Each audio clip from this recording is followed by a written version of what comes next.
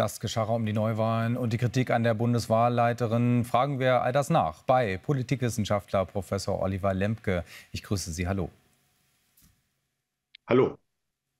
Herr Lembke, ist denn das berechtigt, diese Vorwürfe aus der Union, dass etwa die Bundeswahlleiterin sich hat einspannen lassen? Oder bewerten Sie das als taktisches Manöver? Könnte das sogar der Demokratie schaden in diesem Fall? Also im Grunde genommen gibt ja das Grundgesetz eigentlich den Ablauf vor. Die Vertrauensfrage wird gestellt und dann wird abgestimmt darüber. Und dann hat der Bundespräsident 21 Tage Zeit und 60 Tage danach bis zur Wahl, bis zum Wahltermin. Und man möchte doch von der Verwaltung, die dafür verantwortlich ist, die Wahl vorzubereiten und durchzuführen, verlangen können und erwarten dürfen, dass dieser Ablauf auch gesichert ist, quasi zu jeder Zeit. Pragmatismus immer gut, aber Instrumentalisierung nicht gut. Und wer sich jetzt hier mit diesem Ablauf grundsätzlich zu Wort meldet und den in Frage stellt, wenn er dringend wird, der setzt sich natürlich irgendwie dem Eindruck aus, dass er andere Interessen hat als die sorgfältige Durchführung der Wahl selbst. Dieser Eindruck muss dringend verhindert werden. Und es ist, glaube ich, jetzt auch gut, dass man sich hingesetzt hat von beiden Seiten und dass man sozusagen die Sachfragen geklärt hat. Und mehr würde ich dazu jetzt aber anstelle der Verantwortlichen in der Verwaltung auch nicht mehr besonders viel sagen, sondern ab jetzt wird vorbereitet. Aber das wird sich Frau Brandt dann doch gefallen lassen müssen, diese Kritik.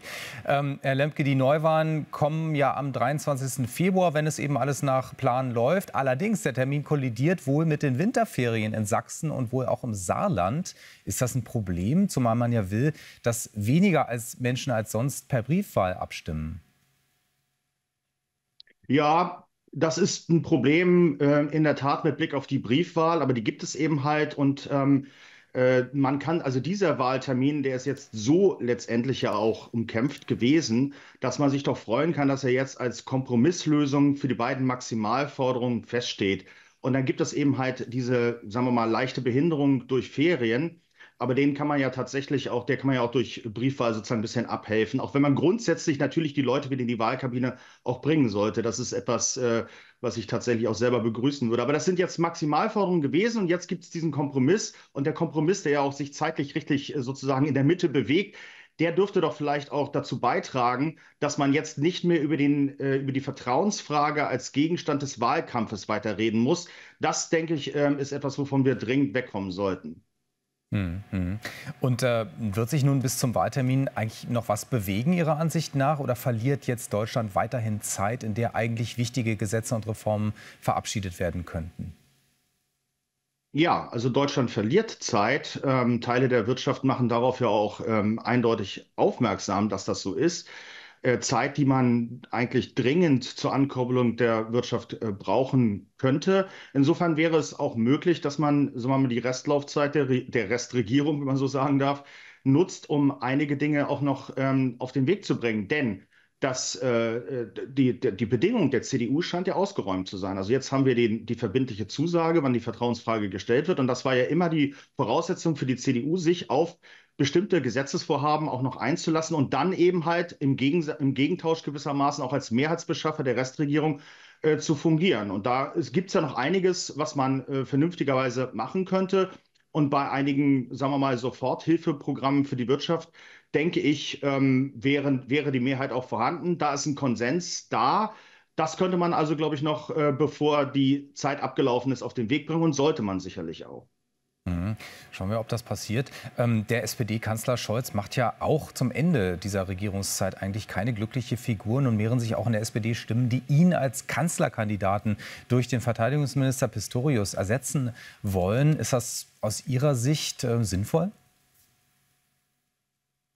Ob das sinnvoll ist, das muss die SPD eigentlich beantworten. Also beide Varianten sind im Grunde genommen nicht besonders günstig. Man hat einen Kanzler, der ist im Amt. Er ist gewissermaßen jetzt mit seiner Ampel gescheitert, aber man hat sich ja auf ihn schon in der Parteispitze auch festgelegt. Stichwort Saskia Esken hat ja sofort danach gesagt, dass Scholz der Mann ist und Pistorius hat das selber gesagt. Also jetzt in der Kürze der Zeit doch auf ein anderes Pferd zu setzen, hat erhebliche Kosten.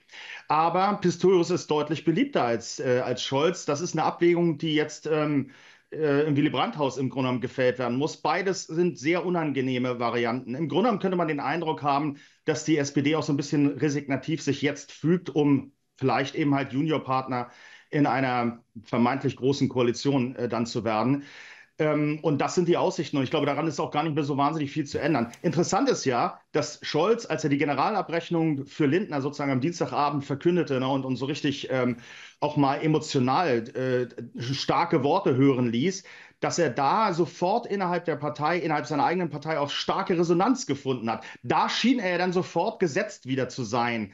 Aber seine Entscheidung, gewissermaßen die Vertrauensfrage auch zum Gegenstand von so einem Wahlkampfgeschacher zu machen, dann Mützenich gegebenenfalls zu beauftragen, mit Merz da einen Termin zu finden, das hat ja alles auch irgendwie so ein bisschen das Bild des Kanzlers wieder beschädigt. Er war eben halt nicht der souveräne Kanzler, sondern er war ein Zauderer und Zögerer auch in dieser Hinsicht. Und er ist irgendwo auch unzufrieden mit seiner eigenen Figur, nämlich eigentlich nur ein Übergangskanzler zu sein. Und ich glaube, das hat auch zum Unmut an dem Dienstagabend kräftig beigetragen.